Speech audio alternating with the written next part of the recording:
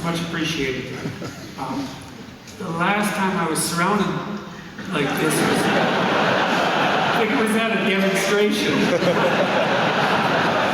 Anyways, it's lovely to be here in this amazing building and in this amazing city, and well, also in this amazing country. We've had a wonderful time in Australia so far. This is the second time I've been here, and it's gone extraordinarily well both times, and I don't know why that is exactly, but something's working, and so I appreciate that very much. It's very good of you to take the time out this afternoon and to take the trouble and to come and listen to an hour and a half of ideas. It's a strange thing for you to choose to do, but personally, I'm very happy about it. So I think we'll get right to it. I want to cover a fair bit of psychological territory today.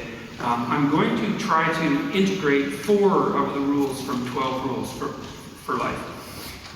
The first rule is stand up straight with your shoulders back, and it's really a description of the ancient nature of hierarchies, their almost universal existence among living creatures, and the fact that you have extraordinarily ancient and profound neurological systems that really govern your psyche, that process hierarchical information. It's such an important psychological fact to know. I don't know if there's another psychological, biological fact that's more crucial than that. It's the serotonin system is the system that tracks hierarchical information, and it's so crucial that it actually sets up your brain in utero. So it's the master control system of the brain.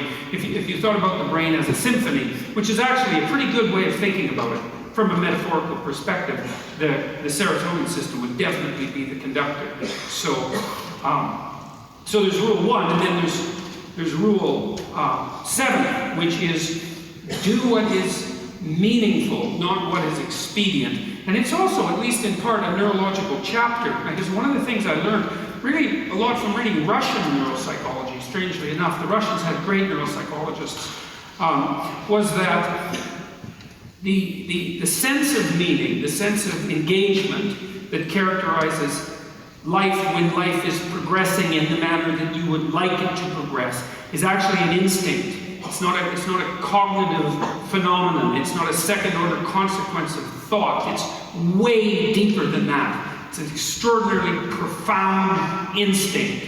And so that's really worth thinking about, assuming, as you might, that we're adapted creatures and that our instincts guide us in the world so that we can survive and so that we can reproduce and so that we can exist over long periods of time. The fact that an instinct of that depth exists and that it's associated with the sense of vital engagement in being, let's say, is a good indication, as good an indication as there is, that there's something truly real about it. And I would say that might even be more important than the knowledge of the role that the serotonin system plays in adjudicating hierarchical position.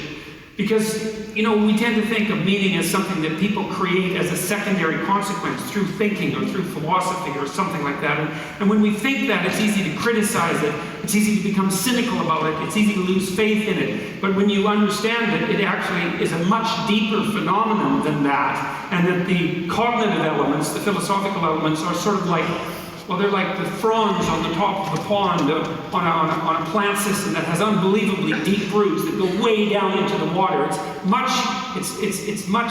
something about that that's much firmer and more solid. And I think the evidence that meaning is an instinct, a deep instinct, is overwhelming. I don't think that popular knowledge has caught up with that. I mean, the research it's not new, but it's been done, I would say, in the main in the last 30 years or so, and mostly by psychobiologists, like people who are really on the hard science end of psychology. And their work is difficult. It's technically difficult. It involves a lot of neurobiology, neuroanatomy, psychopharmacology. It's hard work. It's hard going, but it's unbelievably useful. I have 2 books in my reading list, by the way, at jordanbpeterson.com. If you're interested in this sort of thing, one is by a man named Jaak Panksepp, who was an absolute genius. He died a few years ago, unfortunately. I think he deserved a Nobel Prize, and you never know, maybe he'll still get one, because he discovered whole circuits, mammalian circuits, that no one knew existed. So, for example, Panksepp outlined a play circuit in mammals. There's a separate biological play circuit in mammals. And like, it's a big deal to discover an entire new neurological continent, right? That's a big discovery. And that wasn't all he did. It was one of many things he did. So the book is called Affective Neuroscience, which is a rather intimidating title. It means emotional neuroscience. And you wouldn't think you'd necessarily pick up a book on neuroscience, you know, for a light read, but it's actually a very readable book. It's the people who work on emotions in neuroscience tend to be a little bit more romantic for scientists, and they're a little more interested in story and narrative. And so he tells a whole sequence of stories in affective neuroscience, and it's a very readable book, and it's a great book. If you're interested in psychology, I would highly recommend it. And then there's another book there called The Neuropsychology of Anxiety, which is written by a man named Jeffrey Gray. And that damn that's hard. That's like a 6-month slog, that book. I mean, he had an absolutely encyclopedic knowledge of animal behavior and neurobiology and psychopharmacology, and I don't know how many references there are in that book, 2,400, something like that, and he read them. You know, he didn't just cite them, and not only did he read them, he also understood them and integrated them, and so it's a tough read, but man, I tell you, there's really something to that. So a lot of what I'm going to talk to you about tonight, although not all of it, is derived from those books, and so I would recommend them if you'd like to go more deeply into these sorts of topics.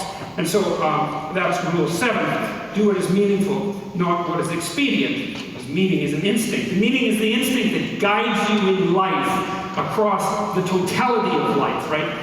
What's expedient, that's what you might want to do right now in an impulsive sense, right? Because you're driven forward by, anger or anxiety or frustration or disappointment or despair, some sort of one-eyed motivational monster that's got you in its grip, that really isn't considering everything at once, right? Like considering your life tomorrow or your life next week or your family's life or maybe even your well-being half an hour from now, you know, as you lash out in anger. And it's, you know, people do that. It's understandable. Sometimes it's even necessary, but it's not wise, generally.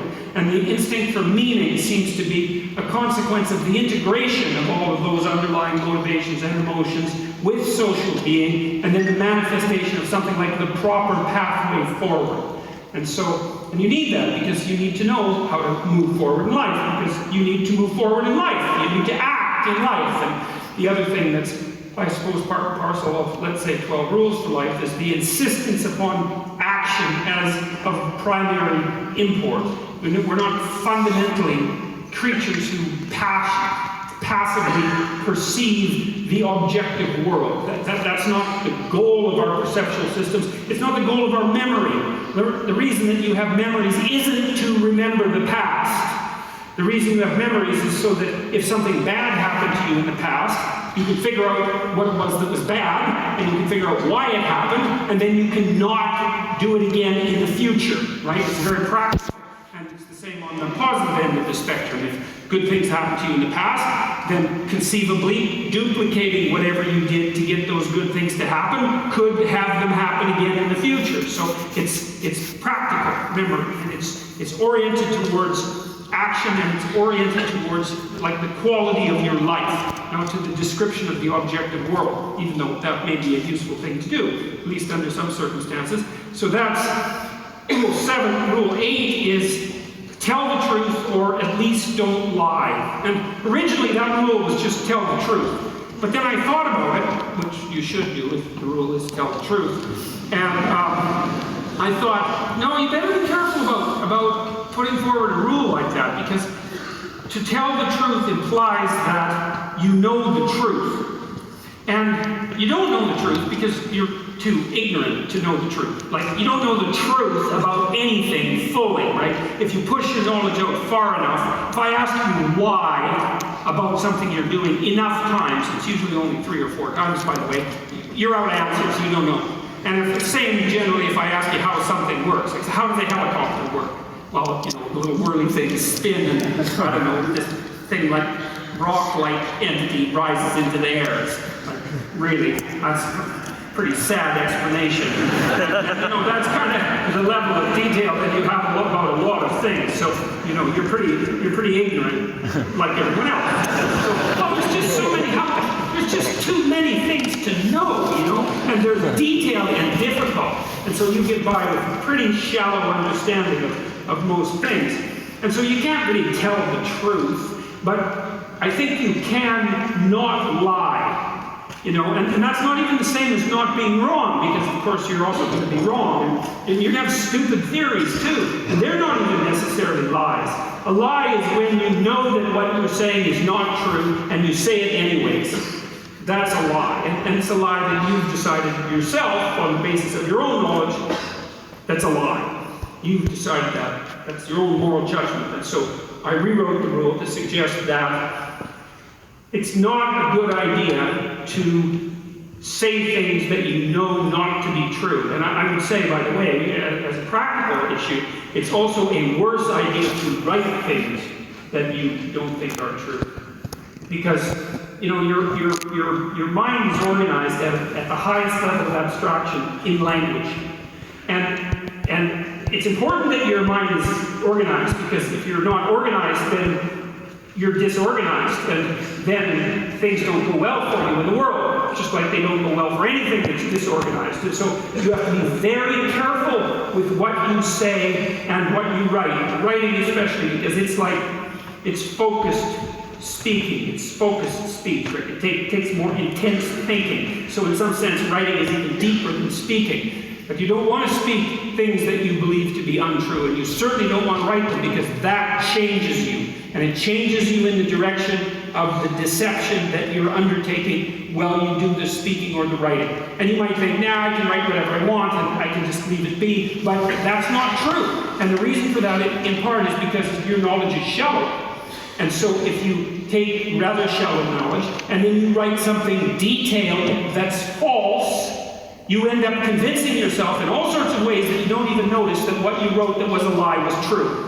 And then you're stuck with that. And it's not stuck with it psychologically exactly, although it's also that. It's stuck with it neurologically. Because when you learn things, and you make new connections, you read, you change the structure of your brain. And then that's that. I mean, you know, it's plastic to some degree, but you're messing around with your psychophysiology.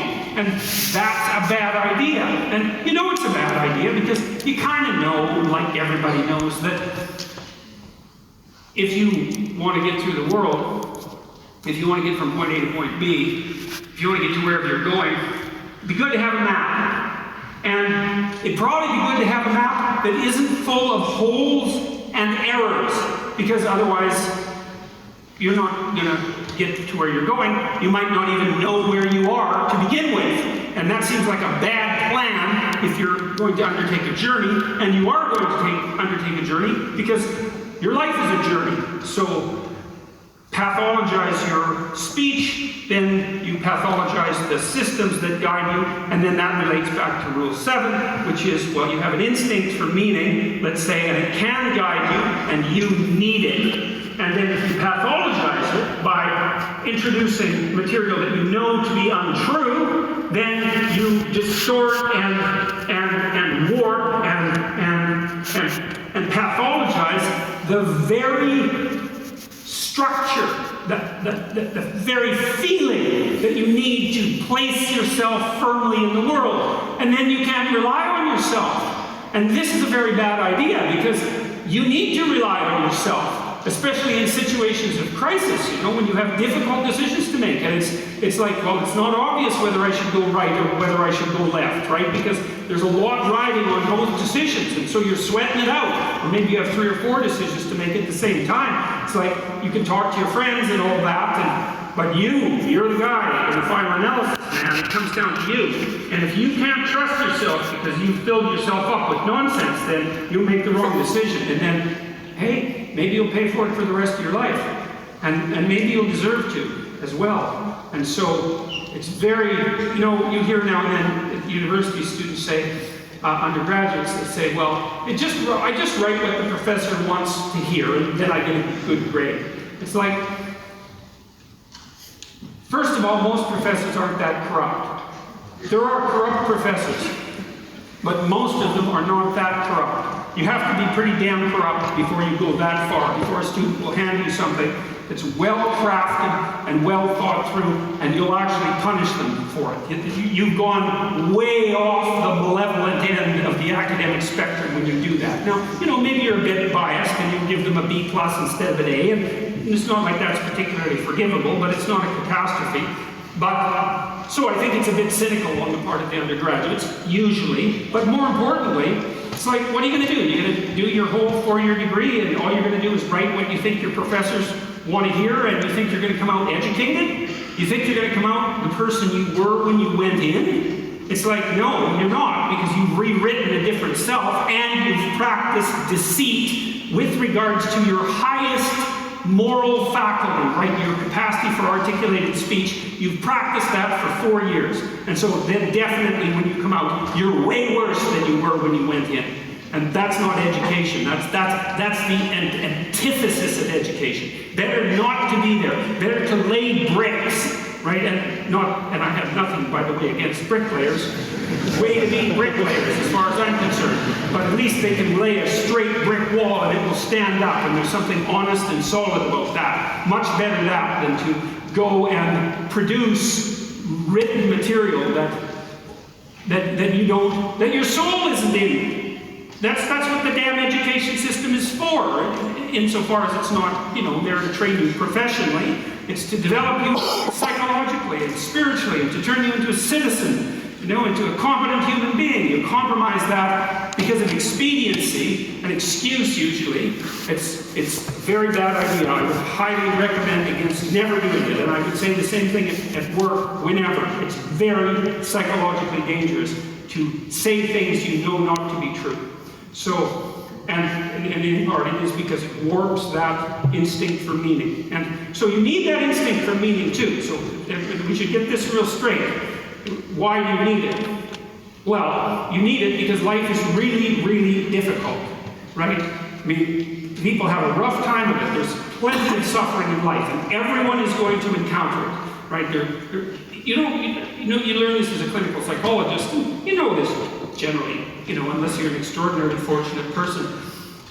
You don't have to talk to someone for very long and really talk to them and get beneath the surface until you find, there's a tragedy or 2 or 3 or 10 lurking not very far beneath the surface. Someone in the family is very ill, there's a childhood history of extreme pathology, alcoholism somewhere in the family, maybe a touch of insanity, someone has cancer, some older relative is dying, there's financial trouble, there's economic trouble, there's marital trouble. It's like life is trouble. And, that doesn't mean it's all trouble, but man, it's trouble. And sometimes it's a lot of trouble. And sometimes it's so much trouble that you can barely stand it. And you see that because people get depressed and they commit suicide. And the reason they do that is because they think not being is better than being. And that's quite the decision, So, and it's not that uncommon among people who are depressed. And so it's a very important thing to consider. And it isn't just a matter of depression and suicide. That's bad enough. But, if you're unhappy because your suffering has pushed you past the point of your ability to cope, then there's all sorts of other things that can happen to you that aren't directed towards you. You can become cynical, and you can become bitter, and you can become cruel, and you can become narcissistic and deceitful and arrogant, and it's like everything's for you, and then you're out for revenge. That's a nice one. I don't know against who, but maybe everyone. Maybe even including you, because you're not happy about the role you've played in generating your own misery. I mean, there's a lot of darkness underneath the suffering, and so that's an ever-present existential danger for human beings. We're aware of the future.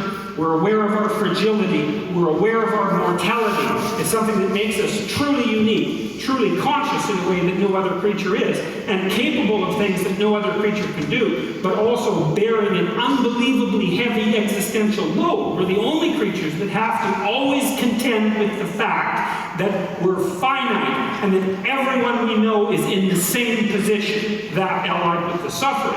And so that's there all the time. And you know, even in the brightest moments, in some sense, you know, in Renaissance paintings, in still lifes, they used to put a memento mori often in the still life, like a skull somewhere in the corner, or sometimes in a very strange perspective, so that you could only see the skull if you were standing like right beside the painting instead of dead on. But the idea was to always remember, you know, that everything that exists is tainted or touched with the taint of mortality. And you know, that's rough, but there's some useful things in it. It keeps you awake, it keeps you focused if you're careful. But it also does indicate to you, if you think about it, the necessity of having a meaning in your life. Because if it's true intrinsically that life has this unbearable element of suffering, which seems to be completely what would you say, indisputable as far as I'm concerned. And it's worse than that too, because it's not just suffering, it's suffering contaminated with malevolence, right? It's bad enough to have something bad happen to you. It's likely that that'll happen, but it's even worse for you to do it to yourself and to know that you did it. That's rough. And it's also extraordinarily rough to be betrayed by someone else, or, you know, tyrannized by your own culture. And that's not just suffering, that's like unnecessary and pointless suffering that's being directed at you by something that wants that to happen. And so both of those are very, very powerful, let's say, archetypal forces, suffering and malevolence, and we have to deal with them at every level of reality. And you need something to push back against that. It's not optional. If that's the default position, and I think it's the default position. Like, a meaningless life isn't meaningless. It's suffering and malevolence. That's not good. And that's acted out. You know, that's the other thing. If that's acted out, and I've read the accounts and the actions of people who've taken a very vicious turn into the darkest parts of the underworld, consequence of their resentment and their malevolence, and then their desire to make everything in the world suffer for the outrage of its existence, man. I mean, that's how we turn things into hell. If you want to know why totalitarian states take the brutal twists they take, and why people are motivated to do the absolutely terrible things that they do, well, that's why, is that the suffering and the malevolence that's intrinsic to life overwhelms them, and they turn in a very bad direction, and then they make everything that's already bad way worse, and we're very, very inventive at such things. And so that's not good, unless that's the path you want. That's a bad idea. You need an alternative, and that's meaning. And then rule 10, well, that's be precise in your speech. And so I'm going to weave those together and see what we can come up with as something like a general theory of meaning. That's really what I've been working on, I would say, for 35 years, something like a general theory of meaning. And so I'm going to see if I can deliver the whole damn thing in 35 minutes, so which I've never really been able to manage, but I've had a lot of practice, so maybe this is the night. So, okay, so the first thing I want to tell you about is a little bit about how you perceive things, because it's very important to know how you perceive things. And you don't perceive very much, by the way, because, well, there's a lot of the world, way more than you can possibly imagine, and there's not that much of you. And so a lot of information is coming in through a very narrow channel. And it isn't easy, given the fact that all that information exists, it isn't easy to figure out how to narrow that channel so that the information you get is the information that you need. It's information you need that also gives you a grip on the world, right? It has to be practically useful, true and practically useful, something like that. It's very, very, very, very difficult problem to solve. And a lot of it you don't even really solve, because you can't. It's too complicated. You solve it by doing what you're doing right now, for example. So here you are in this unbelievably beautiful building, and I read today a little bit about it, and today it would cost about $1 billion to build this building. And so you're sitting here, and you're all sitting here peacefully, and you're all pointing in the same direction, right? And we're all basically doing the same thing, and we're doing it peacefully, and we can all focus on the same thing, and we had to invest $1 billion for that to be able to happen. And so think about that, is that part of the way your society solved the problem of the complexity of the world for you was by investing $1 billion in what, how long did it take to construct this place? 15 years, something like that. Maybe it was longer. So that you could sit here in relative comfort and peace and tranquility and concentrate on something that's very focused, maybe something of beauty, something of artistic merit, something of intellectual merit, and that the rest of the world wasn't there, so you didn't have to worry about it. And that's not all. It's not just that you're here in this building and the chairs aren't falling apart and the floor is reliable and the electrical lights work and the sound quality is good and like all the technology is working and there's people beetling away in the background like mad, constantly everywhere, making sure that those impossible things keep happening so that you don't have to be distracted. But then you're also sitting with people who are roughly like you. Roughly like you enough so that when they come into a venue like this, they know enough to sit down in the seats and face forward and not turn around and look at the person behind them, which would make them very nervous, right? Which would be an indication that that person isn't playing the same game as everyone else, and so God only knows what they're up to. Because you just wouldn't want that, right? You wouldn't want the guy in front of you turning around and just looking at you for the next 90 minutes. Well, it's worth thinking about why. Like, what are you thinking about? You're going to be sitting there looking like this. Your eyes are going to be darting around. And maybe you're going to be nudging someone, pointing at this person because maybe they have some idea of what this person is up to, because you don't. And the problem is, if you don't know what that person is up to, then they could be up to anything. And anything is a lot of things to be up to. And you don't want people to be up to anything. You want them to be up to the one or two things they're supposed to be up to while they're with you in this narrow place that you occupy, right? And that's sort of the hallmark of a civilized and socialized person is when we interact, in 90% of conditions, 99% of conditions, you show me your persona. It's just a very narrow slice of yourself, and I show you mine at the bank, say, or at the grocery store when we pass each other casually in the street. We nod and say hi, and you nod and say hi, or we just walk by peacefully, and like we're seething with complexity. We don't let any of that out, and the reason for that is we don't want anybody else to let any of it out either. Right? So we keep ourselves simplified, and we build our architecture for that. So, you come into a building like this, and the building tells you what to do. The chairs are all aligned. The chairs say, sit on me, right? The chairs are all facing the same way, kind of a semicircle. And they say, face the stage. And there's a stage. And so you come in here, and all the perceptual problems are solved. And so there's all this technology, and there's all this expense, and then there's the shared culture that enables you to know that this is something like a theatrical experience. And so what you do in a theatrical experience is come together as a group and remain silent but attentive, participating in that manner, and watch and listen to the main performance. And you all know that. It's part of the shared culture. And so that shared culture is also enabling you to perceive what you're perceiving right now as a protective mechanism. And that's part of a broader shared sense of civilization, and it's dependent on a shared government.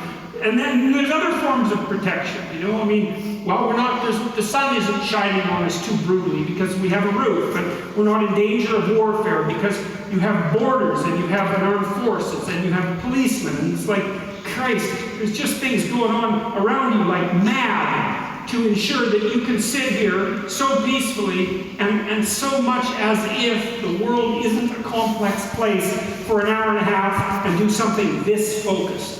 And so that's partly how you solve the perceptual problem. You don't see the world that much. You screen a lot of it out. Now, there's a good indication, a good illustration of this. A psychologist named Dan Simon did this famous experiment, which he called Gorillas in Our Midst. And some of you know about it, but I'm going to go over it because it's such a fun experiment to talk about. It's so ridiculous and so illuminating, and because it's so relevant to what I want to talking to you about. So here's the deal. We go into Dan Simon's lab. He was at Harvard 20 years ago when he did this, and he was interested in this phenomenon called change blindness. You know, when you see those kids' books sometimes where there's picture 1 and picture 2, and you're supposed to look at picture 1 and then look at picture 2 and see what's changed? It's actually hard. You know, you look at picture 1, you say, well, I saw that. And then you look at picture 2, and it's different, but you can't see the differences, and you have to really compare back and forth before you can check out the differences. And that's what perception is like, is you're very blind to change, way more than you think. And way more than anybody thought before Simon did his experiments. And so he did this crazy experiment. So here's the setup. Video camera set up in front of a elevator bank, right? And so the camera would be here, the elevator bank would be about here, so you know it's pretty close-up shot. There's 6 people participating, 3 of them dressed in black, 3 of them dressed in white. The white team has a basketball, the black team has a basketball. They fill the whole screen, so it's not like they're way over the corner this high and you can barely see them. They fill up the whole screen. You can detect their facial figures. It's close shot. You see their whole body, but it's clear. There's no tricks in it. And you sit there, and you're the experimental subject, and the psychologist or his assistant says, okay, here's your task. And you're there to be focused on the task, apparently, because you're in the university and you're in a lab and you'd expect to be focused on the task. And so you're already primed for that, and you're willing to go along with it to be obedient. But to be a good sport, let's say, that's better than obedient. And you want to do a good job because it's intimidating to be in a lab like that. And so you want to do a good job of whatever you're supposed to do. Unless you're a troublemaker. You're probably not, because you wouldn't go to the lab to begin with if you were a troublemaker. So Simon says,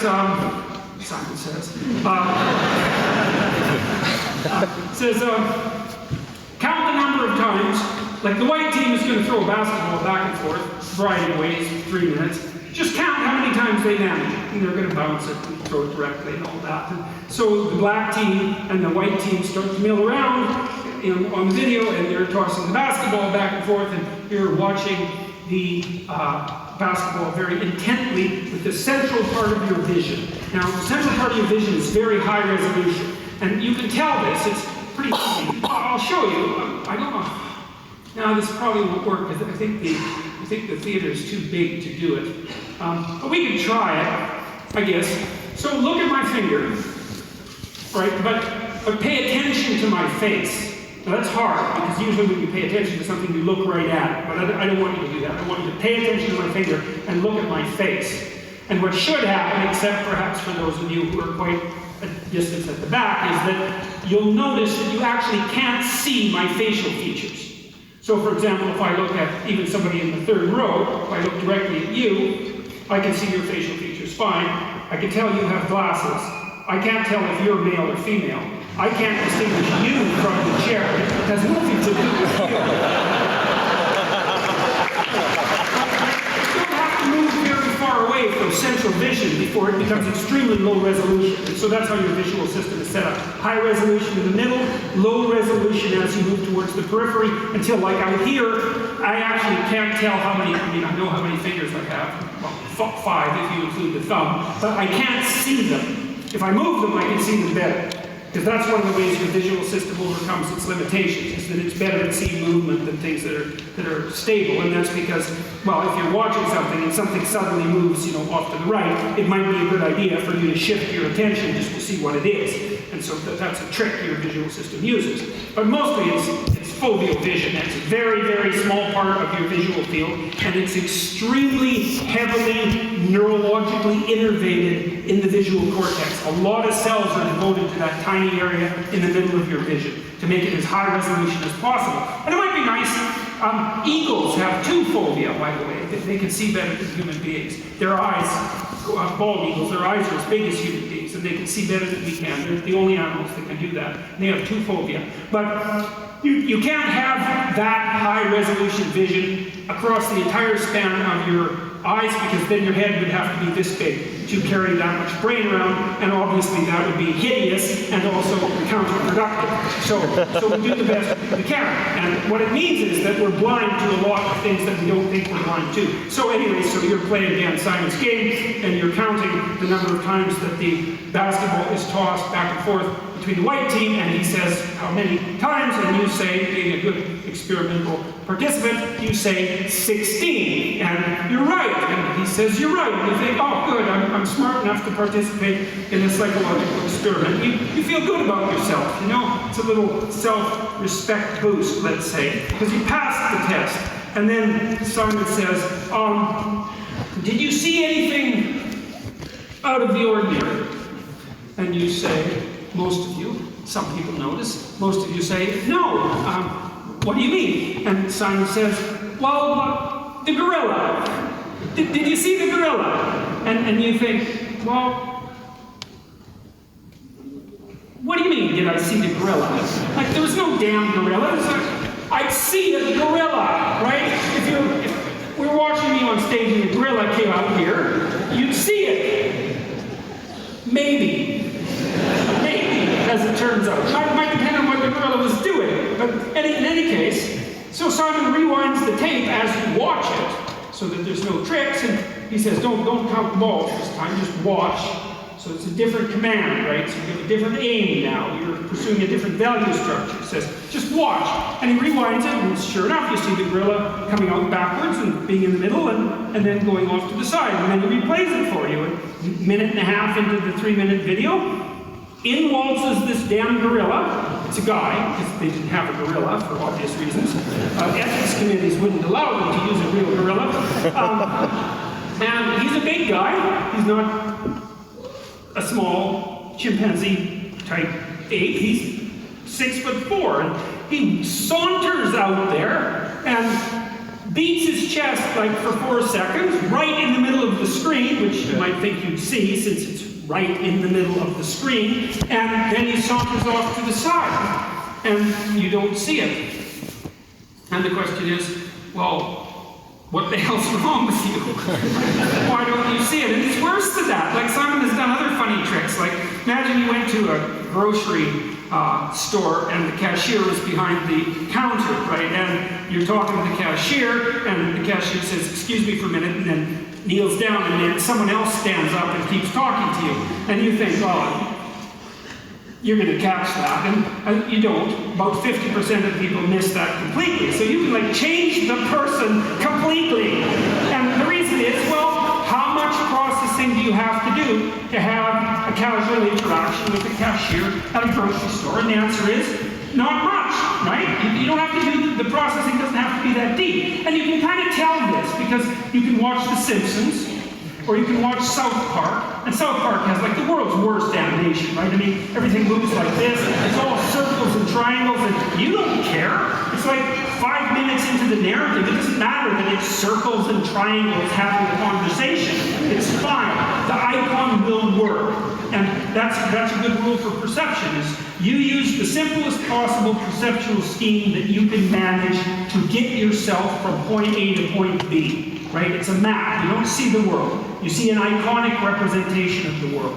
And then the question is, what makes the iconic representation sufficient? And I suppose sufficient means a couple of things. One thing it means is tolerable, right? It doesn't cause an excess of suffering and degeneration.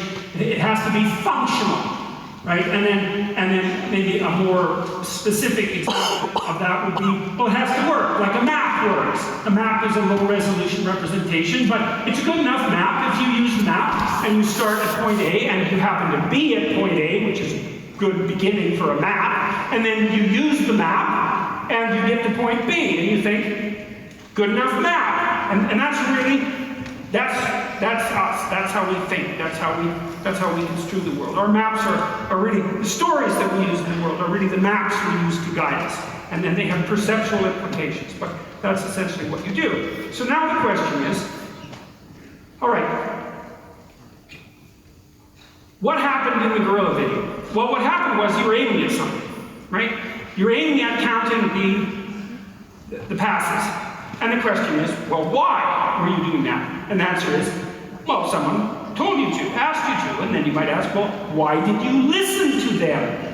There's lots of other things you might have done in the lab, but that isn't what you did. You did what you were asked to, and we might say, well, that's because you're reasonably cooperative and civilized. And then we might say, well, why is that a hallmark of cooperation and civilization? And we might say, well, reciprocity, like spontaneous reciprocity between strangers who have a bit of a contractual arrangement is part of civilized behavior, and so that's the appropriate thing to do. And we might say, well, you wanted to do a good job in the lab because you wanted to make sure that your status wasn't too low. You know, you could count to 16, and so you give yourself a pat on the back of the head for that. And, you know, it's part of being a civilized person.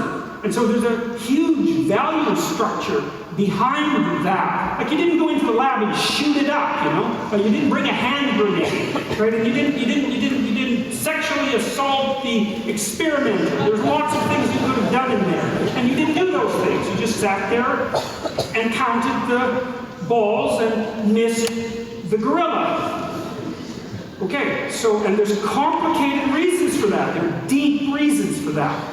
And so there are deep reasons for how you perceive things and why. And so that's what we're going to go into. So the first thing we're going to do is talk about the basics of perception. And perception is very, very tightly related to action, to movement forward, and to emotion. And those things are very important to know. They're very tightly associated. So for example, you live in a map, let's say, or a story.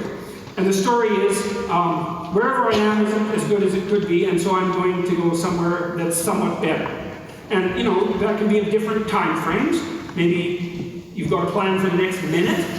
You know, you're hungry, and so you want to go somewhere to eat, or maybe it could be for the next hour, or the next week, or the next day, or the next year, or whatever. But basically what you're trying to do is take where you are, point A, and make it better, point B. And so you're always somewhere that isn't quite as good as it should be, and you're always going somewhere that's somewhat better. At least that's the hope. Unless things have gone wrong, you know, you feel, God, it's nothing but downhill from here on in. And that's not good. You don't want that. That's a pathological condition. So, and it's kind of unfortunate in some sense, because it means you can't be satisfied with what you've got. But how the hell can you be satisfied with what you've got? Because you've got problems coming your way. You know, I mean, even if everything's okay right now, which it probably isn't, but even if it was, that doesn't mean everything's going to be okay tomorrow, or next week, or next year, or 5 years from now, right? You've got the future to take care of, and your future self, and you've got your family to take care of, and maybe you've got your community to take care of, so you've got some problems. And so the way things are isn't good enough. And so you're going to fix them a bit. And so then you fix them across different levels of resolution. And you do this, you do this technically in this manner. So you identify where you are. One thing you might think about is if you're mixed up, one of the problems you might have is that you don't know where you are.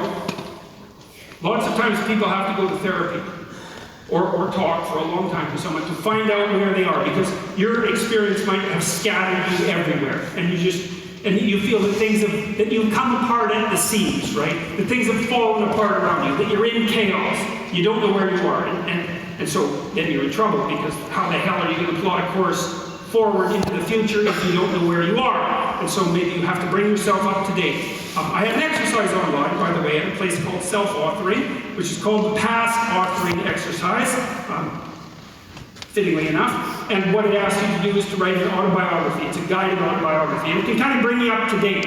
And you can know if you need to be brought up to date. It's fairly straightforward. If you're obsessed by memories of the past, more than 18 months old, and most of those are negative, so anxiety-provoking most often, then there's a lot of you that's stuck in the past. And what that means is you didn't map the territory well enough, and the parts of your brain that are alarm systems, anxiety systems, are saying, no, there's holes in the way you're looking at the world. There's holes in the way that you're looking in the world. And you fell in them once, and you don't know where they are, and you don't know how to fill them, and you don't know how to walk around them. And so you can't forget them, you can't forget them, you can't forget them, you can't forget them. So you have recurring nightmares, for example, are a good example of that sort of thing happening. But in any case, if you have memories like that, you remember them, they make you feel anxious and negative, you're stuck back there. Your body is still reacting as if there's an emergency. that could happen again that you haven't fixed. It doesn't matter if it was your fault. That's irrelevant because the alarm system doesn't care. Like, when your smoke detector goes off, it isn't relevant whether it was your fault. The smoke detector just says, house is on fire. And that's a bad thing. And your anxiety systems are like that. If they're tagging old memories with anxiety, then you have to do something about it. Or you will be tortured by those memories forever. Because that's how the alarm system works. And so maybe you need to go back there and clean things up. You've got to figure out, okay, well, how did this happen? What sort of role did I play? Even if it's a minor role, that doesn't matter. Because the point is that you don't want to be put in the same vulnerable position again. So anything you can do to strengthen yourself is good. You know, and often if it's a really old memory, like maybe you were a child, you're not a child now. So you probably have a variety of techniques at hand that you could use to deal with a situation like that if it came up now. So you have to update that part of your brain that still thinks you're 4. And lots of people have parts of them that are still stuck in some traumatic childhood experience. And they don't... I had a friend like that who had a terrible childhood. And I mean, really, I've had clients with terrible childhoods, and his was like top of the lobster hierarchy in terms of terrible childhood. And whenever he had a dream about it, which was very often, he was 5 in his dream. He's 58. You know, he's not 5, but hadn't been updated, so he was still 5 in his dreams. It was a complete bloody nightmares for him. Complete with all sorts of terrible physiological symptoms, really hurting his life. He couldn't get himself updated.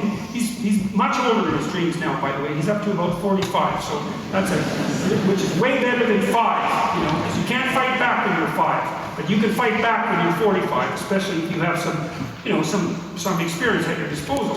So anyways, you need to know where you are. So let's say where you are is, well, you're on this stage, you're on this side of the stage, and you decide that you're going to go over to that side of the stage, just to show that you can. And you're making the decision, the same decision that, you know, the famous chicken who is going to cross the road. Why does the chicken cross the road? Well, if it's a sensible chicken, it's because it assumes that there's something better on the other side of the road. It's like maybe it's random curiosity, but then it just gets picked off by a dingo or a coyote, so that's not so good.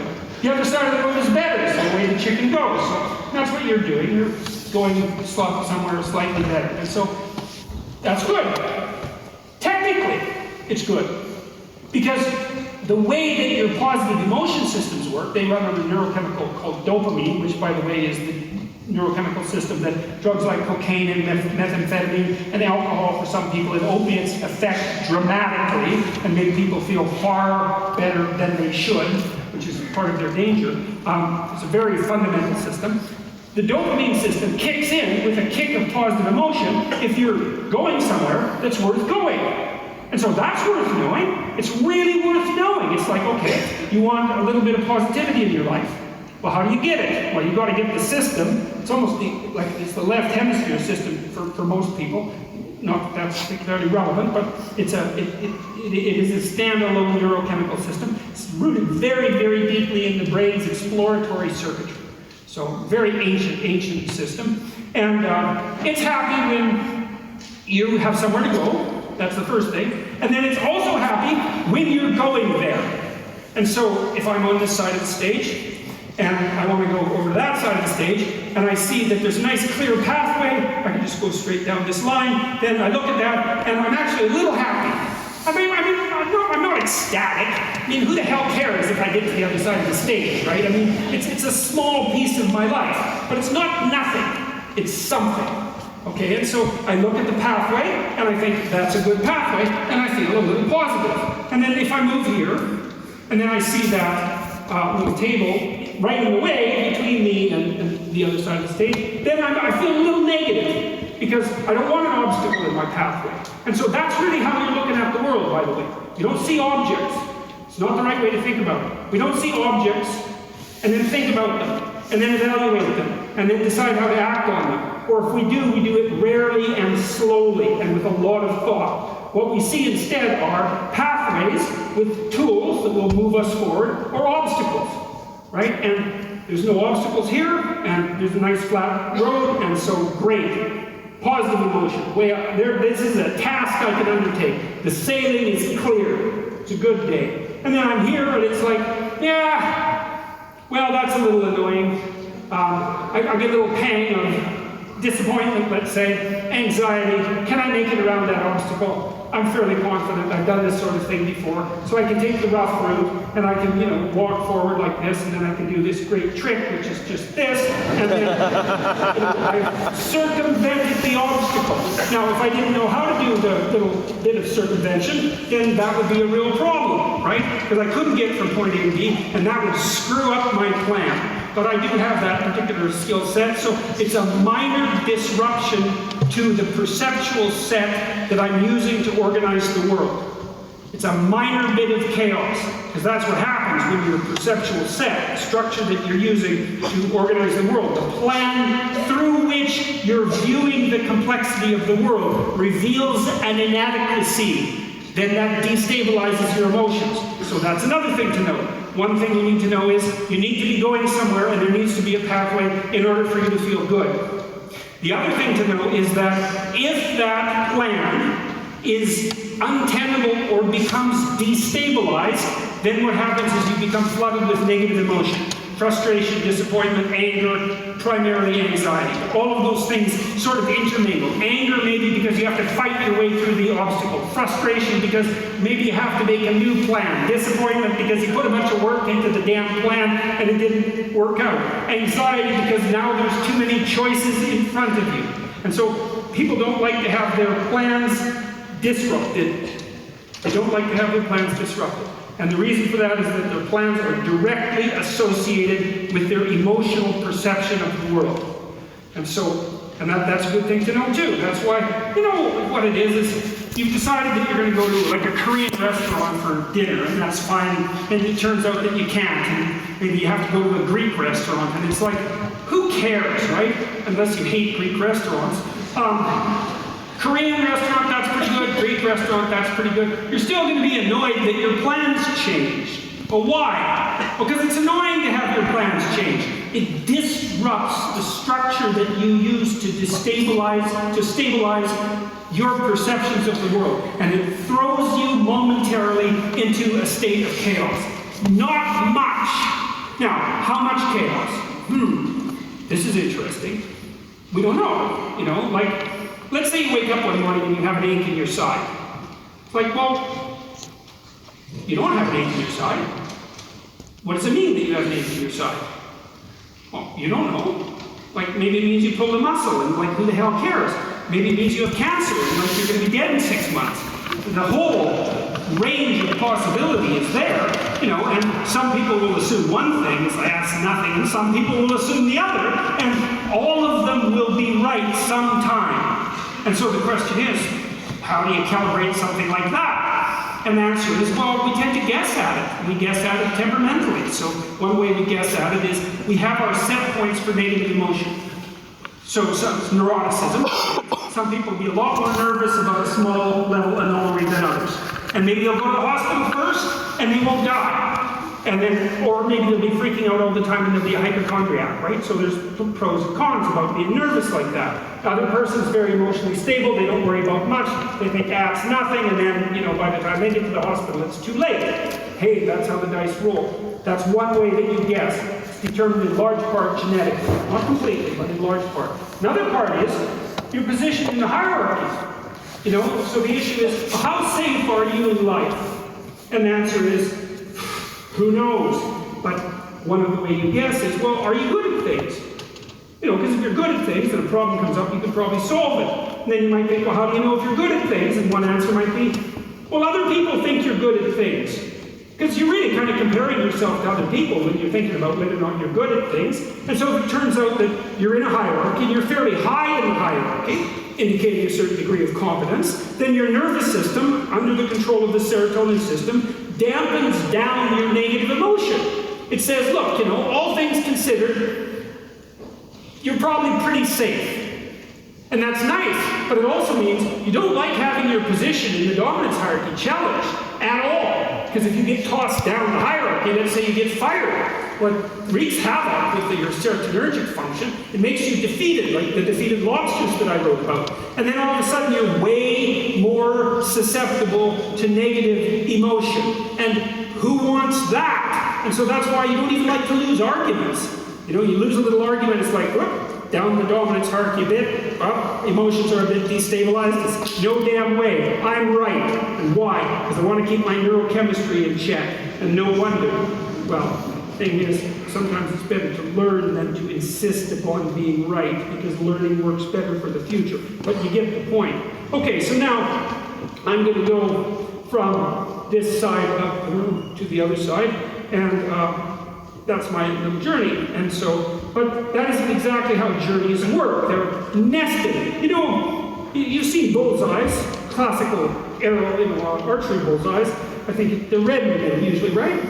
And then there's a variety of colored circles around them. Maybe the whole bullseye is this big, and you're supposed to hit the bullseye, but the closer you get to the center, the better. But at least you could hit part of it. That would be good, you know. And you're supposed to stand back and pull your arrow back and aim. And so, and that's an acting out of something. It's an acting out of the necessity of having an aim and taking your best shot, right? That's what makes it a sport. Now, if you think about that, most of our sports are like that, right? Soccer's like that, rugby's like that, basketball's like that, hockey's like that. Almost all team sports involve some sort of projectile going to some sort of target. And usually people organize themselves into hierarchies, two of them, there's two teams, and then they compete and cooperate to get the projectile to the target. And for some reason, we think that's really cool. Right? But look, it's worth thinking through deeply. It's like, you'll spend a lot of money on that opportunity to go in Toronto. You can't buy NHL tickets for the Maple Leafs. They're unbelievably expensive, and they've been sold out forever, even though the damn team hasn't won a championship since like 1968. Doesn't matter. People will spend a fortune to go sit in an arena, like a long way away from the action. And there's these guys out there, and they're tough and they're fast, and they're fighting with this little black frozen disc, and they're trying to get it in a net. Well, someone is trying to stop. It's completely bloody absurd, and yet people are thrilled about it. They're thrilled, and they'll pay for it, right? They don't have to be dragged there kicking and screaming. Like, they line up. Oh God, a hockey game! Thank God! And they'll wear the jerseys. It's like, and then you know, some character who's put in his 10,000 hours does this beautiful move and puts in a goal in some manner that's like technically impossible, and everybody leaps to their feet and they just have a fit of joy. And you think, what in the world is going on with that? It's like you're happier when that happens than you were when you got married. It's like, you don't see people doing that when they're, and it's not everybody, you get married and everybody stands out and has a little like a 10-minute fit and hugs strangers, and then goes out and drinks a glass of beer and has a riot and tears down stores. But a good goal, that'll do it. I think Guatemala and Ecuador went to war over a soccer game, literally. So, and let's not assume we're so stupid, you know, even though we are. Let's not assume it. There's something behind this. It's like, we really like to see people take careful aim and hit the target. And we really like to see them cooperate and compete in an expert manner to do that. And we really like to see them do that in a way that stretches their ability beyond what we would normally be able to see. Right? Because it's nice to go to a competent display of athletics. But now and then you see these like soccer goals on YouTube where these crazy characters, you know, they flip around in the air and they're like 8 feet off the ground, completely backwards, and they kick the ball 4 feet to the side of the goalie. It's just impossible. Like they're 100 yards away and it's perfect. And you think, right on. That's what a human being is like. And you're not really like that because you couldn't do it, but you are human. Conceivably, you could do something like that. And so it's a nice display of that potential for us to hit the damn target, right? So then the question is, well, what's the target? And that's the question, because that's the same question as, what's the meaning? And so, okay, so here's my target, let's say. Do a personal unpacking of my value system, at least in part. So I'm a writer, and I'm a writer and a researcher and a clinician and a professor. So those things, maybe roughly in that order. And so that's my claim to my position in the social hierarchy. And the claim is something like, I'm competent at that, it's worthwhile, therefore I'm reasonably entitled by the rules of the game to the privileges and statuses that are associated with that position, right? As long as I'm competent. So there's a match between social demand and my ability, and as long as I'm playing the game properly, then I'm safe. That's what's keeping my emotions regulated. It's not my internal regulation. It's the fact that I can do what I say I can do. And everyone else agrees, and people value that. And that keeps me secure. That's also why I don't want too much social upheaval, because I might end up with the same skill set in a society that doesn't value those skills, and then what? And I'm done. So I want there to be an isomorphism between my internal hierarchy of perceptual value and the social structure itself. So this is also partly why radical claims of multiculturalism are wrong. Because at the base of things, we need to be playing a unified game so that everybody knows what everybody else is up to. Doesn't mean that diversity of opinion isn't useful, because now and then the collective claim is going to be wrong and need to be updated. So you need some strange people around, creative people, generally speaking, who will, take things in a direction that's novel to update. But roughly speaking, we want everybody nested in the same game, and then maybe above that playing some different games. And we need that because it's the only way we can orient ourselves in the world. It's the only way we can keep a match between our expectations and our skills and our desires and what's actually expected of us in the world. There's nothing that's more harmful than for you to play the game straight, right? Do what you're supposed to do, to be a good person, and then to be punished for it instead of rewarded. Very disheartening. You want what you think to be good and right to also be rewarded by the world in that manner. And that means the structures have to be, the social structure and the psychological structure have to match. And part of the reason that we protect our cultures is so that we can protect the match between our psychological structures and our social structures and keep ourselves oriented, moving forward in the world with some positive emotion and not terrified out of our skulls. It's crucially important. It's why we'll fight to protect what we've built. It's the game we understand. And it's not something that can just be arbitrarily shifted or changed. And that's partly because the aim isn't arbitrary. The aim isn't arbitrary. This is the problem with the postmodernists and the moral relativists. They don't know what the hell they're talking about. They're 100 years out of date. They've got it wrong. Okay, so I'm typing. And when I'm typing, I'm moving my fingers, right? And that's not thinking. That's moving my fingers. And I don't really know how I move my fingers, but I can do it. And I can do it on a keyboard. And so I can type letters one at a time. And so you might say, well, what are you doing? If you were watching me, and say, well, I'm typing letters. That's my aim. So I'm pretty happy when I hit an A and an A appears, and I'm not that happy when I hit an A and an E appears and I have the backspace. A little annoyance there, right? Because I've shifted off the target. A little frustration. I fix it. That's okay. Back on track. But I'm not typing letters, because who wants to read a bunch of letters? No one. You want to read words. So I'm trying to organize the letters into words. So goal 1 is the letters, nested inside goal 2, which is the words. But you don't want just random words. That's not helpful. How about some phrases? That'd be good. How about some sentences?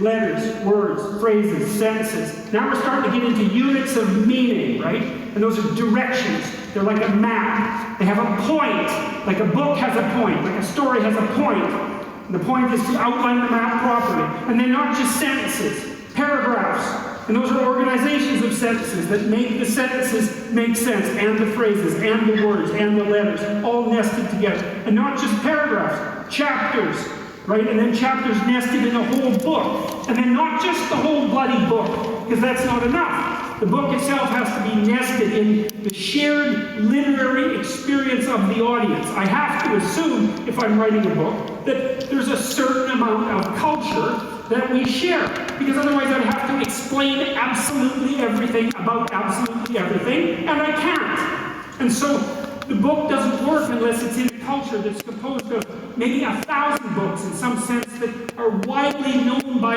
all of us, even if we haven't read them.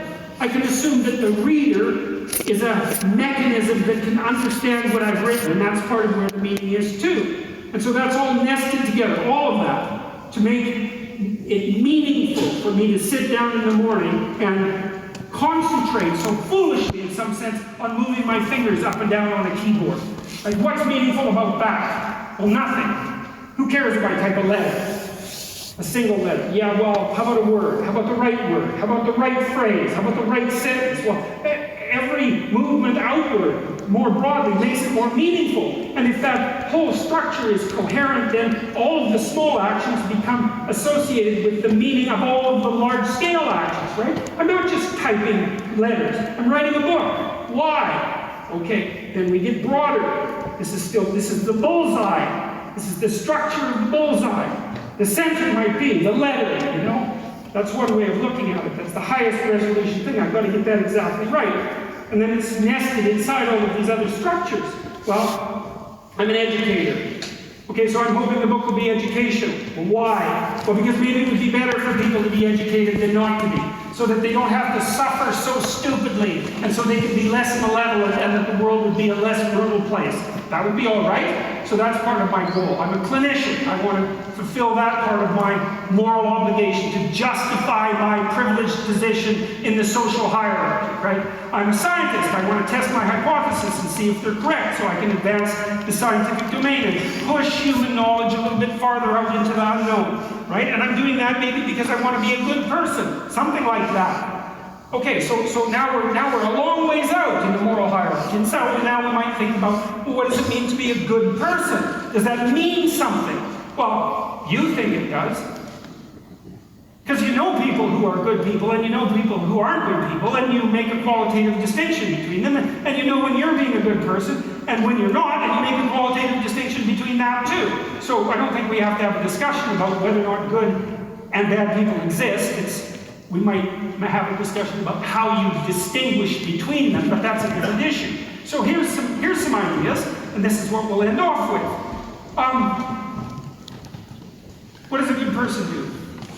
They take care of themselves.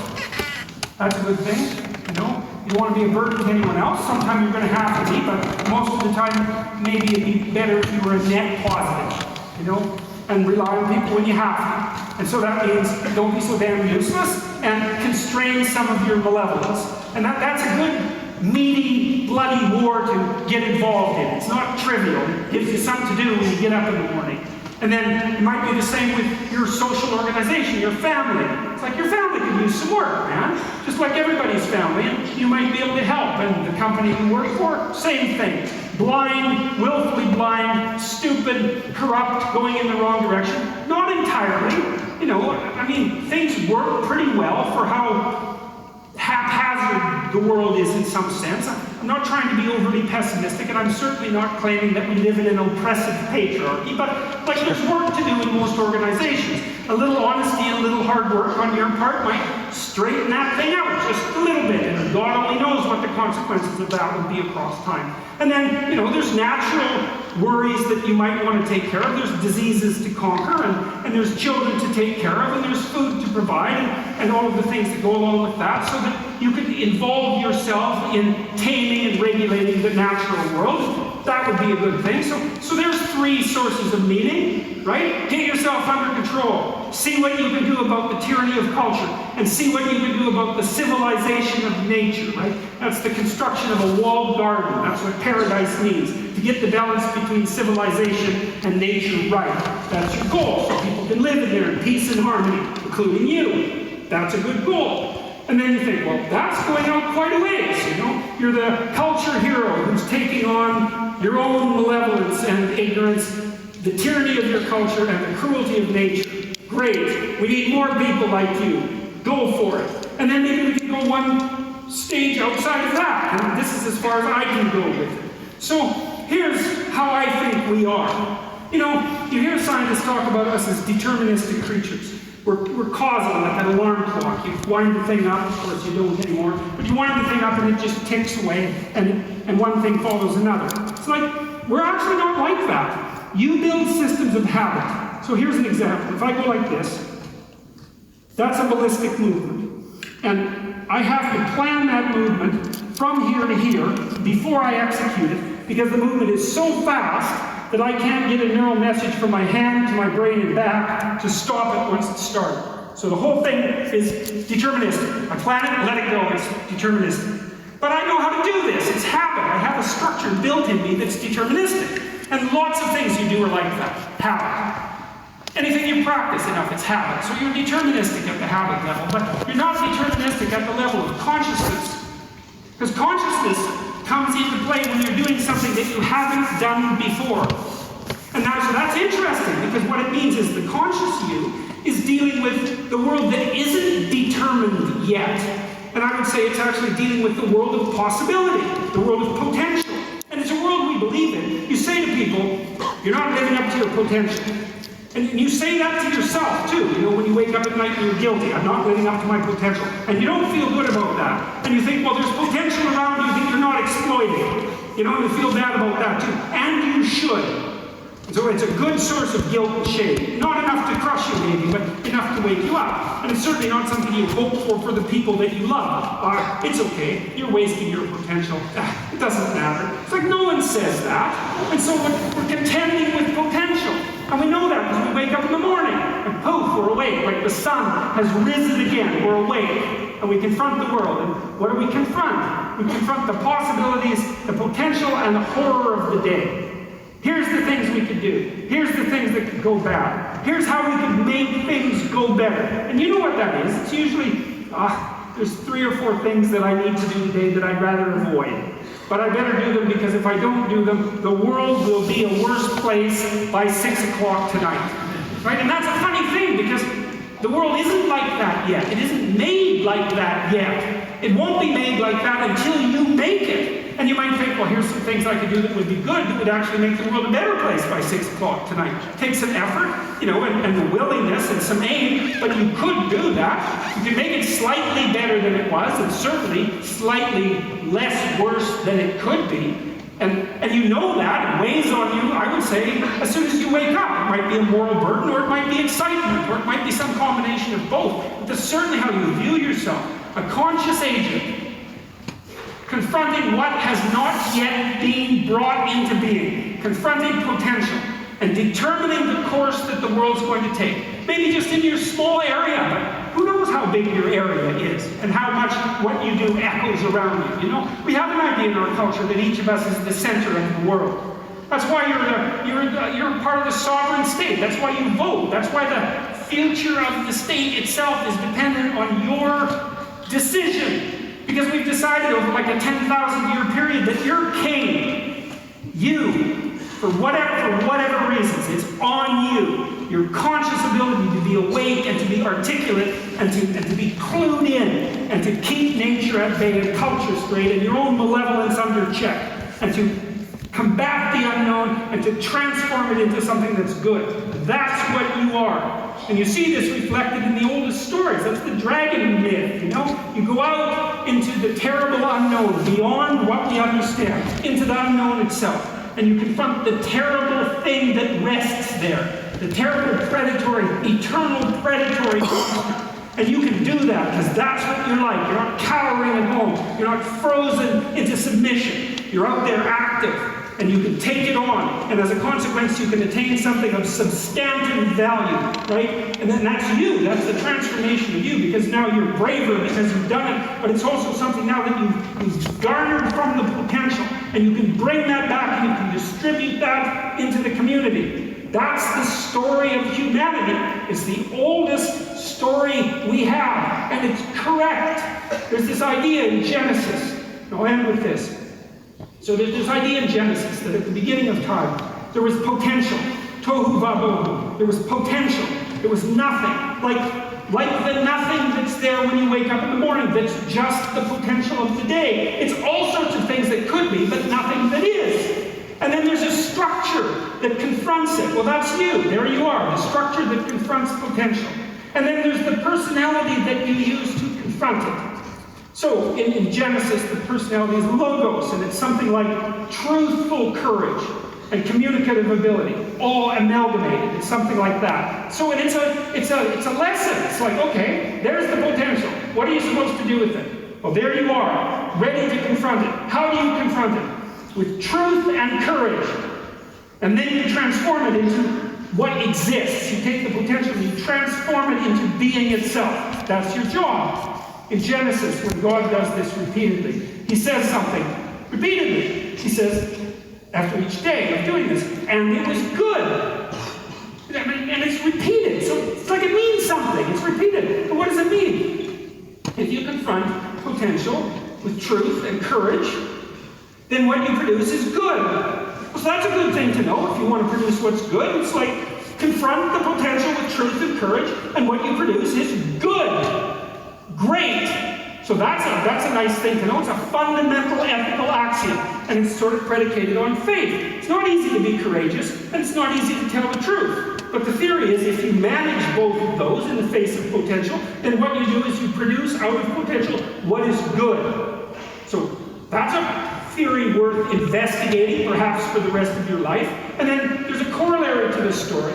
And the story is at the end of God's creation, describing how order emerges from chaos, or being from potential. There's this strange line, which is probably the most important line that's ever been written in our culture, at the basis of our culture. And that is that men and women are made in the image of God.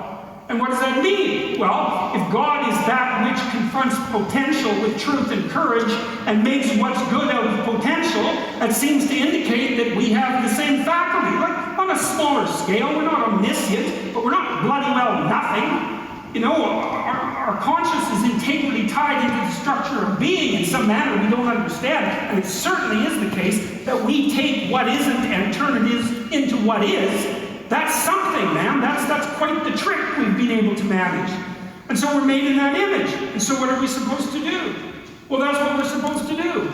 We're supposed to type our letters and make our phrases and construct our sentences and build our paragraphs and put our chapters together and make our books and communicate to people and straighten out the damn culture and constrain the malevolence and ignorance that besets each of us and push nature back and extend ourselves out into the unknown and confront the potential that's there in illimitable quantities and make the world better than it could be otherwise. To move it away from hell, and it can certainly become that, and toward heaven to the degree that we can manage that. And that is a good enough goal. That's the thing. You need something, you know, because your life is tough. It's hard. You need something, you need something to get out of bed for and fight for. And that's something, right, to fight, let's say, against hell and for heaven. That's something to fight for. Step free.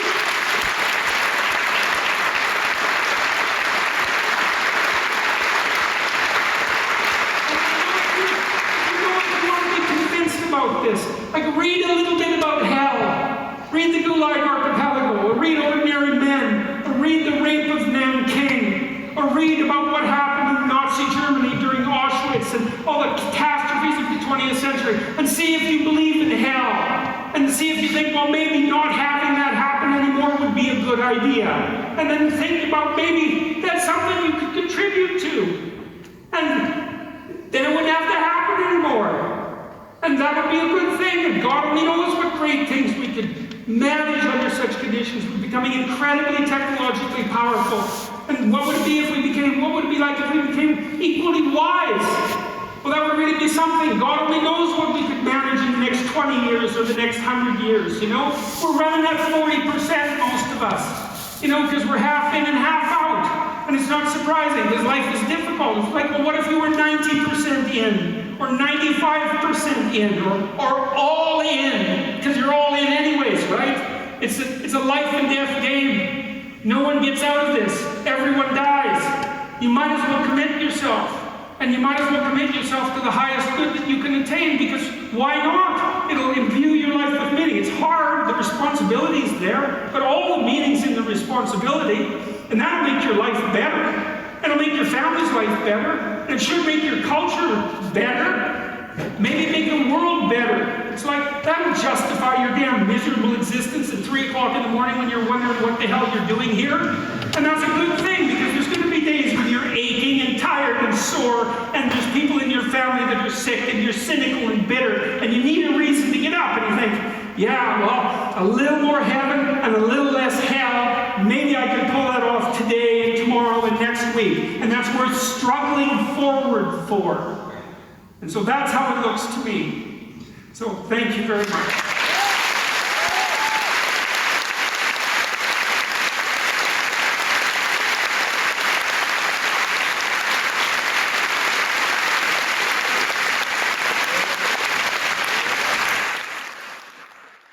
What are the most important things we should be teaching young children in schools?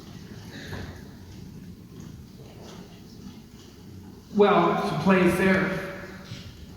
That's the most important thing that you can teach children. Because the fundamental ethic, like the ground of ethics, is fair play. And children practice that while they're playing. And so a lot of what should be happening in schools is play by children, a fair bit of it spontaneous, especially when they're very young, but regulated by adults so that it remains fair, right? That it remains reciprocal. And you can tell that because children will continue to play a game if they believe the game is fair. When the game stops being fair, then it breaks down into squabbling and crying, which is what our games are breaking down into right now, right? And so then you need a mediator who comes in and adjudicates, says, well, you know, how about if you try it this way, maybe we need to adjust the rule, let's see if we can get the game going again. But it's very important for kids to learn how to play fair. And I'm afraid that a fair bit of our electronic technology is taking them away from the kinds of social interactions that they need to learn one-on-one to know how to play fair. I might be wrong about that because I don't know what effect video games have.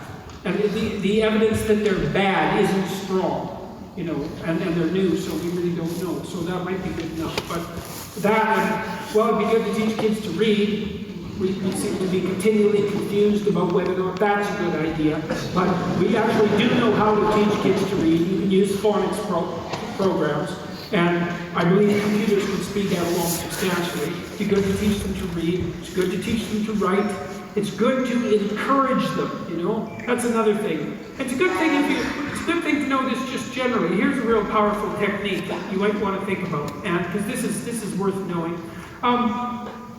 You know, often when you have a family member or someone that you're interacting with, and they make a mistake, then you call them out on their mistake. And it's pretty obvious when they make a mistake, because you're going along on a pathway together, and then there's a divergence from the pathway, and you notice that's negative emotion. And you say, you know, what the hell, what's going on? What you don't notice is all the time you're spending walking forward when it's going real well. And the reason for that is, what's going real well, so you mostly ignore it. But that's not so good. You got to wise up. The behavioral psychologist, B.F. Skinner, was a very smart person. He noticed when he was training animals that the best way to train an animal was to wait until the animal did something you wanted it to do, and then reward it. Now, you had to watch, and you had to know what you wanted the animal to do. That's the other thing. So you have to be smarter than the animal. So, like, if you're dealing with people in your own life, or yourself, for that matter, and you notice that the person that you're with or are has done something that you would like to see repeated perhaps many times, you might want to point it out. Say, look, you know, I just saw you do this thing, and I'm really happy about that. You did a great job. I'm really happy about that. A little more of that would be wonderful, and just leave it be. And people are very thrilled about that because and this is especially true of kids, they are looking for positive attention. They're looking for attention, period. That's their currency. They'll take negative attention if they can't get positive attention. They really want positive attention. And what they really want is for someone to watch them and notice when they do something that makes them a good person, and then have that pointed out. It's like, good work, kid. Way to be. I saw what you did. Here's what it was. Good job. I'm sure you could do a bunch more of that. And then they're just thrilled that their action, their small child action, was important enough to draw your focused attention toward. That makes them glow. and the probability that that will help them continue to act in those ways is extremely powerful. So, you know, if you're trying to get along with some kid, adolescent maybe, because they're kind of hard to get along with often, you know, watch them. And if they do something it doesn't even have to be good. It just has to be better than what they're usually doing. You know, which is not a bad approximation of good. You know, it's like, look, I noticed that you were more pleasant tonight at the dinner table. Yeah, maybe that's not quite the way of phrasing it. Because it's sort of an insult to the way they are before. You might say, well, because you have to be careful, right, when you say these things, and not put a barb in it because you're kind of irritated. You might say, it was enjoyable having dinner with you tonight, you know, and they'll kind of clue into why that might be, and they'll think, oh well, you know, hey, it turns out to matter if I do something that's positive, and so that's a piece of information about keeping your eyes open. So what do we do with kids? Let them play, make them play fair. That's really important. Teach them to read, that'd be good. Teach them to write, that'd be good. Teach them to stand up and speak for themselves, that would be good. You can teach a child to stand up pretty convincingly and say something intelligent in about 15 minutes if you do it carefully. And it almost never happens in school. It's really quite appalling. So that's another thing you can do for your kids, is get them to stand up and say something, and, you know, not like this, watching to the floor and barely able to hear, you know, so people have to strain and strive to hear them, but to stand up and to say something. And you can tell them, well, stand up a little more, you know, put your shoulders back a little more volume so I can hear you. It can be a little game. God, they learn that so fast you can hardly believe it. And I don't know why they're not taught that. I think because people are afraid of competence. And so they're afraid to teach kids to be competent. And so we don't. And they kind of have to learn it on their own. And that's unfortunate, let's say. All right, equally as important, who would win in an MMA match? You or Sam Harris?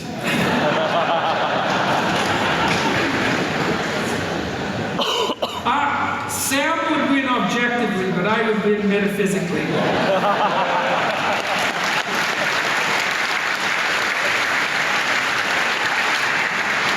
Well played, that sounded like a setup, but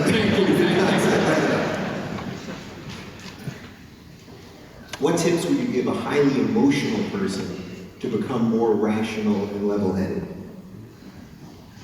Oh, well, it depends. There's a variety of... The first thing I would do if you're highly emotional, like highly emotional, volatile, fly off the handle, a lot of mood variation, a lot of negative emotion, the first thing you might want to think about is whether or not there's actually something wrong with you, like physically. You might be ill, because illness can do that to people, and so you should go get yourself checked out. You know, you might have an inflammatory condition or something like that. And the next thing I would check out is like, are you sure you're not hungry? I'm dead serious about this. I mean, with many of my clients who have been anxious, like a lot of them, I'm so anxious.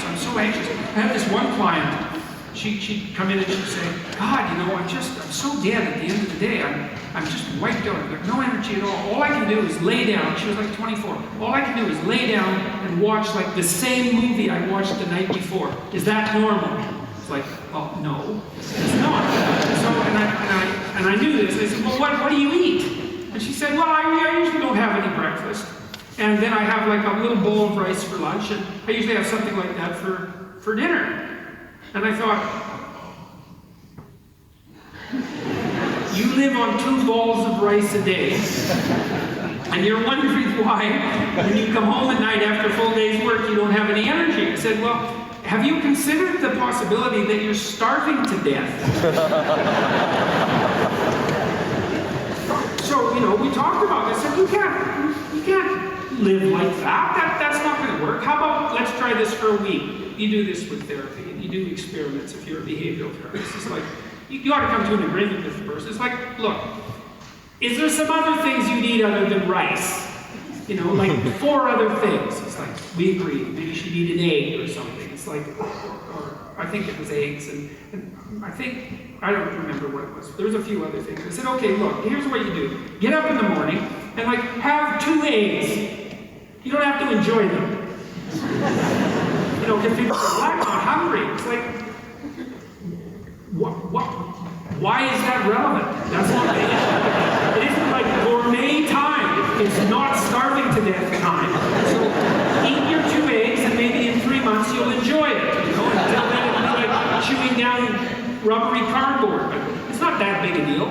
So, you know, we upped her caloric intake by a factor of about 4, and she came back and it was like, I think she came back 2 more times. It's like, oh, I have lots of energy now. It's like, oh good, you're not dying of starvation. I'm telling you, like if you're a volatile person, try this. Eat a high protein, high fat meal in the morning. No sugar. And a big one. Like have a steak. Have something solid. And it doesn't matter if you like it. Who cares? Cook it the night before if you don't want to cook it then. Just try it for a week and see what happens. My suspicions, half my clients, I would say, have dropped their volatility levels 50% by eating a high-fat, high-protein breakfast. And then also notice that if you are crabby, you know, and volatile and touchy and you can't get along with anyone, go eat something. Like have 2 teaspoons of peanut butter and wait 10 minutes and see if you're still a witch.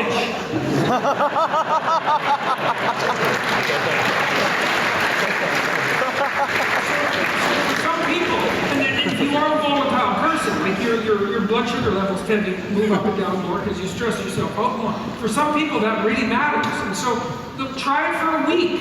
It's nothing, right? And you might think, oh God, what you'll find if it works is, A, you don't get nearly as upset about the things that used to upset you. So, and that'll be a shock. You think, God, I would have flown off the handle because of that before, and now it's hardly bothering me. So that's a lovely thing. And then the second thing is, if something bothers you, you'll recover way faster. And so that's a good start. And so try that. That's no harm. It's not going to hurt you. Try getting up at the same time every day. That's really important. If your sleep-wake cycle is not regular, and you're a volatile person, say biochemically, genetically, having a sleep-wake cycle that's dysregulated is going to be very hard on you. So it doesn't matter quite as much when you go to bed, although it would be good to regularize that too, but at least pick a time. You can pick whatever time you want. Like I would recommend like 8 o'clock or 7:30, because that's what normal people do. And unless you have a really good reason not to be a normal person, you should start by trying to be a normal person if you're being an abnormal person. So try to get up at the same time and try that. You can combine that with eating and see, like my suspicions are 50% improvement virtually immediately with that. And then if that doesn't work, well then there are more serious things that you can consider. Being checked out by an MD and making sure you're okay. You might want to go talk to the therapist. You might want to consider something like an SSRI, an antidepressant, because maybe you have a biological condition, a biochemical condition, that's wreaking havoc with your mood. And like SSRIs, serotonin reuptake inhibitors, don't work for everyone. My experience has been that they don't really work that well for people who have cataclysmically horrible lives. And that's not the same as being depressed, right? Depressed is when actually your life's not too bad by normative standards, but you're still volatile as hell and your mood's out of kilter. SSRIs sometimes can help amazingly with that. And usually you'd know within a month. So try them for a month. If they don't work, stop. If they do work, well, thank your lucky stars, because how bloody much misery do you want? And like having dysregulated negative emotion is no picnic, man, and it's really hard on the people around you as well. So those are that, and you know, I have this program online I mentioned. The other thing you could try is go online. I have this program called Future Authoring. You can do the past authoring program to bring yourself up to date, but future authoring is a program that helps you make a plan for your life. You know, and what do you want from your friends, your family, your career, your education? How are you going to take care of yourself mentally and physically? Where would you like to be in 3 to 5 years? How are you going to regulate temptation, drug and alcohol use, and that sort of thing? Keep yourself out of trouble. And how are you going to stop yourself from deteriorating to where you could deteriorate if you weren't careful? You can do a credible job of the program in an hour and a half. It's proved very useful for people. Maybe you're kind of aimless and you need a plan. That's another possibility. But don't live with it. There's lots of things you can try. Sleep, that might be number one. Food, that's number two. Number three, talk to someone, a professional, if it's really out of hand, because what do you want to do? You want to suffer terribly for the next 10 years? And plus, if you do have a lot of excess negative emotion, it's really hard on you psychophysiologically, because you produce a lot of stress hormones, and that makes you old. So it's dangerous physically as well. And it's hard on your brain. So if you can get it fixed, fix it. And if it has to be medication, then look, man, you're going to be taking medication at some point in your damn life, because you're going to get sick. And my observation of people has been that everybody gets sick. And then what happens? Well, this is eliminating random luck. Some people get sick, and then they do everything they can to not be sick, including taking medication, whatever they have to, and some of them get better. And others they don't deal with it. And usually they don't get better. So you swallow your pride, you think, oh yeah, I should be able to handle my problems myself. It's like, yeah, well, maybe you should. But maybe, if you're really depressed and you don't take an SSRI, then one day you jump off a building. And that's pretty much the end of you helping yourself. And so, you can take the drug, hopefully it'll help you out, you can get your life back in order if you're fortunate, then you can go off it, you can taper off it. They're relatively harmless. Weight gain's a problem. Some suppression of sexual function, that's a problem. So that they're not without risk, neither is anything else. So those are relatively straightforward things that you can do that have a high probability of working. This ain't much of a segue, but when did you become a middle-aged male fashion icon?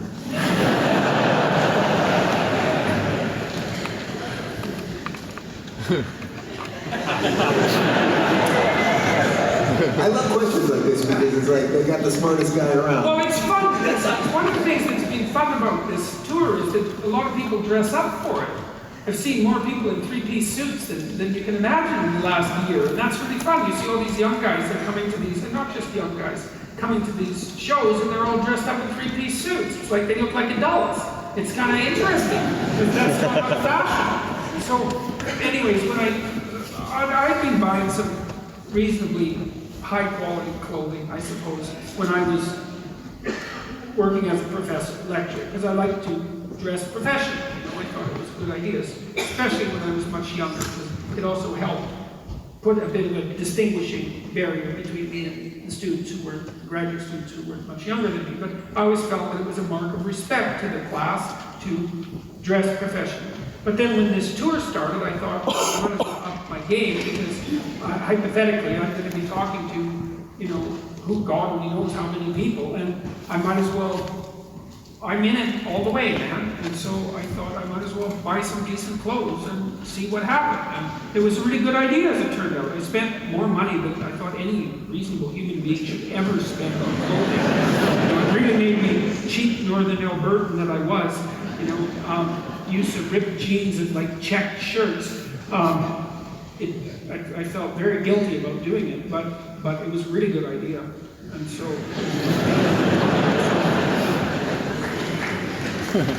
All right, one more. I want it to be a good one here. Would you ever smoke a blunt with Ruben or Rogie?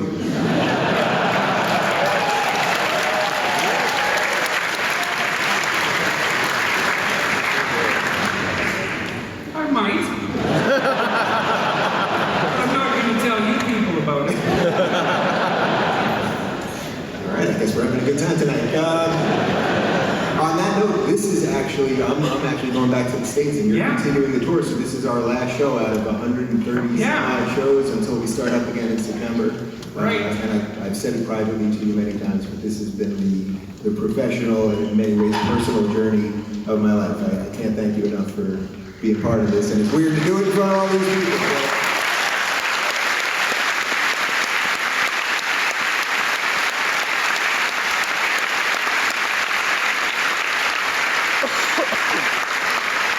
Yes, well, thank you. You've been a great help. It's been lighthearted. I've enjoyed the introductions. It's nice to face an audience that's warmed up. I've enjoyed the Q&As. We've traveled all over. It's gone extremely smoothly. It's been a hell of a good thing altogether. So thank you as well. On that note, I'm getting out of here, guys. Make some noise for Dr. Peterson.